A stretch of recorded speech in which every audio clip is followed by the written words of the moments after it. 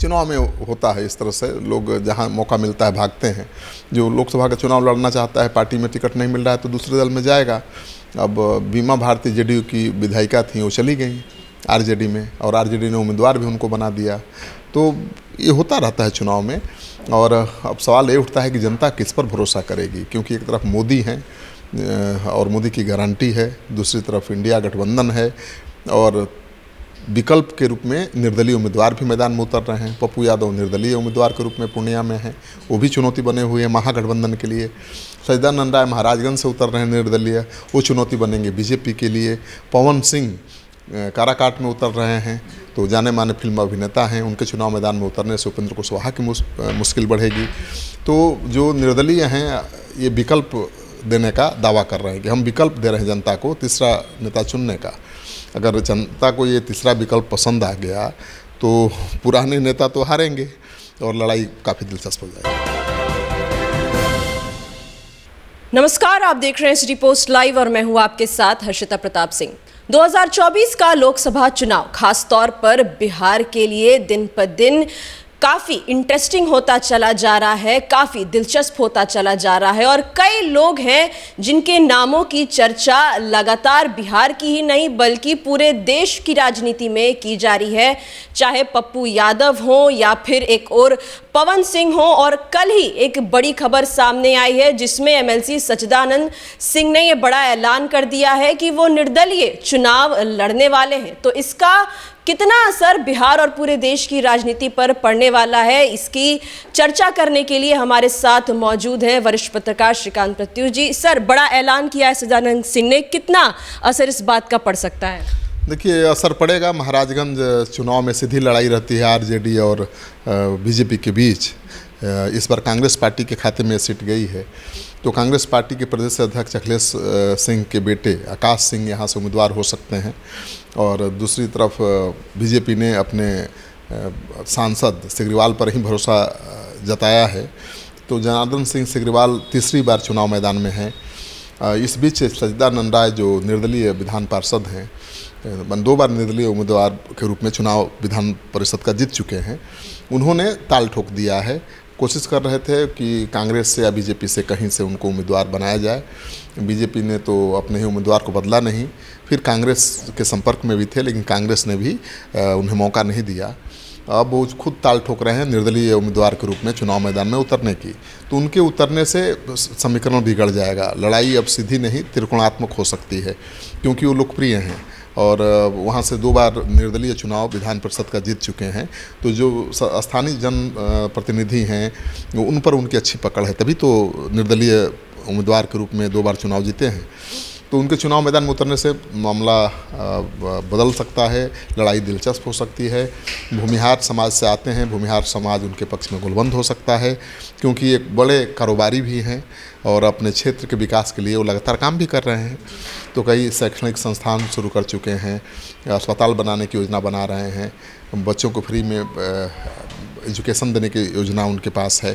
तो social work में काफ़ी आगे हैं, तो उनके मैदान में उतरने से चुनाव दिलचस्प हो जाएगा और समीकरण भी बदल जाएगा। कितना असर पड़ सकता है इस बात का इंडिया गठबंधन में, क्योंकि कहीं ना कहीं उन्होंने उम्मीद नहीं की होगी कि वो निर्दलीय चुनाव लड़ने की घोषणा कर देंगे। देखिए, परंपरागत सीट रही है कांग्रेस पार्टी की, लेकिन 2014 में बीजेपी ने इस पर कब्जा जमा लिया, 2019 में फिर सिग्रीवाल जीत गए और 2024 में भी वही मैदान में हैं। अब देखना ये है कि क्या कांग्रेस पार्टी फिर से अपने पुरानी सीट को कब्जा में ला सकती है या पुरानी सीट को जीत पाती है, ये सबसे बड़ा सवाल है। तो कांग्रेस पार्टी के तो प्रदेश अध्यक्ष के बेटे आकाश सिंह वहाँ से मैदान में हैं। सचिदानंद राय चुनाव लड़ेंगे तो लड़ाई दिलचस्प हो सकती है, या तो सचिदानंद और बीजेपी के प्रत्याशी के बीच में लड़ाई हो सकती है, या फिर लड़ाई त्रिकोणात्मक हो सकती है। लड़ाई त्रिकोणात्मक हुई, भूमिहार समाज अगर सचिदानंद राय के साथ गया और अति पिछड़े समाज के लोगों ने उनका समर्थन कर दिया, जैसा कि जनप्रतिनिधियों में, स्थानीय जनप्रतिनिधियों में उनका अच्छा प्रभाव है, तो उस लड़ाई का फ़ायदा कांग्रेस को भी मिल सकता है। कांग्रेस पार्टी के लिए लड़ाई आसान हो सकती है, क्योंकि वोट तो बीजेपी का ही काटेंगे। चिंता बीजेपी की ज़्यादा बढ़ी हुई है, लेकिन अब देखिए बीजेपी ने तो अभी तक नामांकन नहीं कराया है अपने उम्मीदवार का, समय है अभी। तो तो क्या बीजेपी फैसला लेती है उसका इंतज़ार सच्चिदानंद राय को भी है और वहाँ की जनता को भी है। सच्चिदानंद राय का कहना है कि बिहार छपरा महाराजगंज की जनता उब गई है, सांसद 10 साल से हैं लेकिन कोई काम नहीं किया, जनता के बीच नहीं रहते हैं। तो जनता एक विकल्प चाहती थी और वो चाहते थे कि कोई विकल्प के रूप में महागठबंधन या बीजेपी किसी दूसरे आदमी को उम्मीदवार बनाए, लेकिन उन्होंने मनमानी की, थोप दिया अपने मनपसंद उम्मीदवार को और कांग्रेस पार्टी ने भी कोई बढ़िया विकल्प नहीं दिया, उनका कहना है। इसलिए जनता के दबाव पर चुनाव मैदान में उतर रहे हैं, तो लड़ाई दिलचस्प हो गई। जी, अभी जैसे कि पहला चरण बस अब शुरू होने वाला है 2024 का, ऐसे में देखा जा रहा है तमाम पार्टियों में इस तरीके की भगदड़ मची हुई है। जेडीयू से भी कुछ नेताओं ने इस्तीफा दिया है और अभी सच्चिदानंद सिंह ने भी निर्दलीय चुनाव लड़ने का फैसला कर दिया है। तो ये जो भगदड़ मची हुई है, तो क्या जो लोग अपनी अपनी पार्टियां इस तरीके से छोड़ रहे हैं, उन्हें ये उम्मीद है कि दूसरी पार्टी में इतनी जगह है कि उन्हें चुनाव लड़ने का मौका मिल जाएगा? चुनाव में होता है इस तरह से, लोग जहां मौका मिलता है भागते हैं। जो लोकसभा का चुनाव लड़ना चाहता है, पार्टी में टिकट नहीं मिल रहा है तो दूसरे दल में जाएगा। अब बीमा भारती जेडीयू की विधायिका थी, वो चली गई आरजेडी में और आरजेडी ने उम्मीदवार भी उनको बना दिया। तो ये होता रहता है चुनाव में। और अब सवाल ये उठता है कि जनता किस पर भरोसा करेगी, क्योंकि एक तरफ मोदी हैं और मोदी की गारंटी है, दूसरी तरफ इंडिया गठबंधन है और विकल्प के रूप में निर्दलीय उम्मीदवार भी मैदान में उतर रहे हैं। पप्पू यादव निर्दलीय उम्मीदवार के रूप में पूर्णिया में हैं, वो भी चुनौती बने हुए हैं महागठबंधन के लिए। सच्चिदानंद राय महाराजगंज से उतर रहे हैं निर्दलीय, वो चुनौती बनेंगे बीजेपी के लिए। पवन सिंह काराकाट में उतर रहे हैं, तो जाने माने फिल्म अभिनेता हैं, उनके चुनाव मैदान में उतरने से उपेंद्र कुशवाहा की मुश्किल बढ़ेगी। तो जो निर्दलीय हैं ये विकल्प देने का दावा कर रहे हैं कि हम विकल्प दे रहे हैं जनता को तीसरा नेता चुनने का। अगर जनता को ये तीसरा विकल्प पसंद आ गया तो पुराने नेता तो हारेंगे और लड़ाई काफ़ी दिलचस्प हो जाएगी। सर, आपने बात की पप्पू यादव की। पप्पू यादव के कार्यालय में छापा पड़ा है, रेड पड़ा है, लेकिन इन सब के बीच पप्पू यादव ने एक और बड़ा आरोप लगाया है, कहा है कि मुझे जान से मरवाने की कोशिश की जा रही है।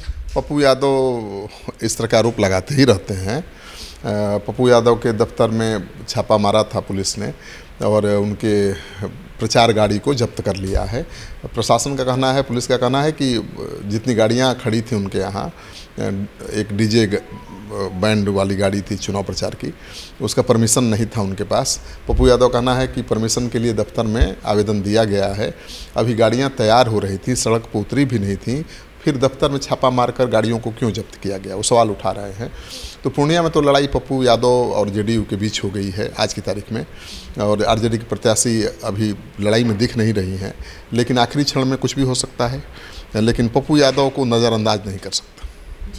तो आप सुन रहे थे वरिष्ठ पत्रकार श्रीकांत प्रत्यूष जी को। बिहार में अब स्थिति ऐसी है कि कई जगहों पर त्रिकोणात्मक चुनाव हो सकता है, 3 लोगों के बीच चुनावी लड़ाई हो सकती है।